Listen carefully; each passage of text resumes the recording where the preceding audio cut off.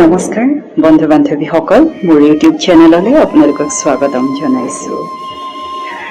আজি মোৰ এটা স্বৰচিত কবিতা মই পাঠ কৰিম।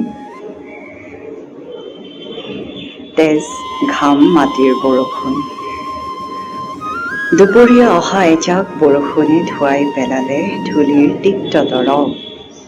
তেজৰ ধমনীৰে বৈ আহি তেজ ঘাম মাটি মানুহৰ সুঘ্ৰাণ আৰু মিত্ৰতাৰ যুগজয়ী সমীকৰণত সৃষ্টি হোৱা প্ৰতিটোপাল বৰষুণৰ কণিকাত মিলি যোৱা এটি ৰঙচুৱা কলিজাৰ সেউজীয়া গান যেন সপোনক সুধিছিলোঁ, বাৰিষাত প্ৰতিশ্ৰুতি থাকেনে?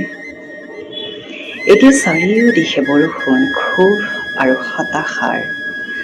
আকাশৰ পৰা মাটিলৈ, মাটিৰ পৰা আকাশলৈ, আকাশৰ পৰা মাটিলৈ, মাটিৰ পৰা হৃদয়লৈ, হৃদয়ৰ পৰা মানৱ দেহৰ প্ৰতিকণিকাত প্ৰৱাহিকা ৰক্ত পৰিবহণ ত্ৰন্তৰ।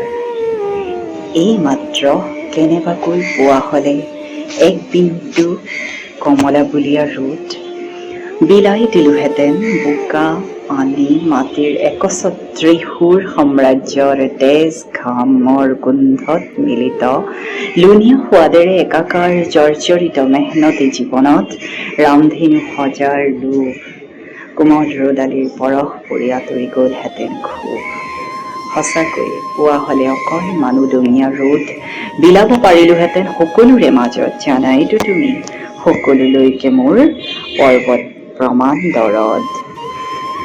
বৰষুণে ক'লে সেউজীয়া বীজৰ গজালি মেলিলেই আঘোণ প্ৰতিস্থাপিত হ'ব প্ৰাপ্তিৰ দিগন্তত। ধন্যবাদ। এইটো এটা পুৰণা কবিতা, মোৰ আজি পাঠ কৰিবলৈ মন গ'ল। এইটো ৰচনাকাল 2014। পুৰণা কবিতা, কেনেকুৱা পালে শুনি পেলাই ক'বচোন। ধন্যবাদ।